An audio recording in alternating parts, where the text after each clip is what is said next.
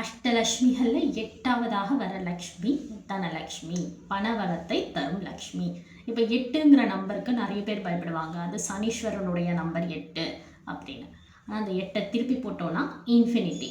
இன்ஃபினிட்டினா கண்டினியூஸாக அது இருந்துக்கிட்டே இருக்கும், ஸ்டாப் பண்ண முடியாது, எங்கேயுமே நிறுத்த முடியாது. அதே மாதிரி தான் இந்த தனலக்ஷ்மி தாயார் கொடுக்க ஆரம்பிச்சிட்டாங்கன்னா மகாவிஷ்ணுவே தடுக்க முடியாதான், கொடுத்துக்கிட்டே இருப்பாங்களாம்.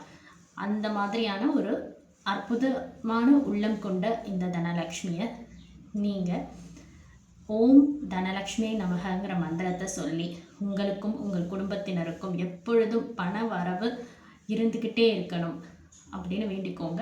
இந்த வரலட்சுமி பூஜையில் இப்போ நான் சொன்ன 8 லக்ஷ்மிகளையும் வழிபட்டு அவங்களுக்கு செய்ய வேண்டிய நிவேதனங்களோடு சேர்த்து நீங்கள் உங்கள் கையில் இருக்கிற ஒரு சில கேஷும் அங்கே வச்சு ஜுவல்லரி வச்சு வழிபடுறது இன்னும் நல்லது. இப்போ அந்த காலத்துலலாம் சேலரி கையில் வாங்கினாங்க, கேஷாக வந்தது. அது வந்த உடனே முதல்ல சாமிக்கிட்ட தான் வச்சு கும்பிடுவாங்க, வந்த காசு நமக்கு நல்ல செலவாகணும் அப்படின்ட்டு, இன்னும் பண வரவு அதிகமாகணும், இந்த மாதிரி வேண்டிக்கலாம். இப்போ அந்த பழக்கமே இல்லை. இந்த மாதிரியான முக்கியமான நாட்களில் இந்த மாதிரி சான்ஸ் கிடைக்கும்போது இந்த மாதிரி பணத்தை எடுத்து வச்சு நீங்கள் வழிபடுங்க. அஷ்டலக்ஷ்மிகளும் உங்கள் வீட்டில் எப்பொழுதும் நிறைந்திருக்கட்டும். உங்களுக்கும் உங்கள் குடும்பத்தில் இருக்கும் அனைவருக்கும் அஷ்டலக்ஷ்மிகளின் அருளும் ஆசீர்வாதமும் நிறைந்திருக்கட்டும். நன்றி.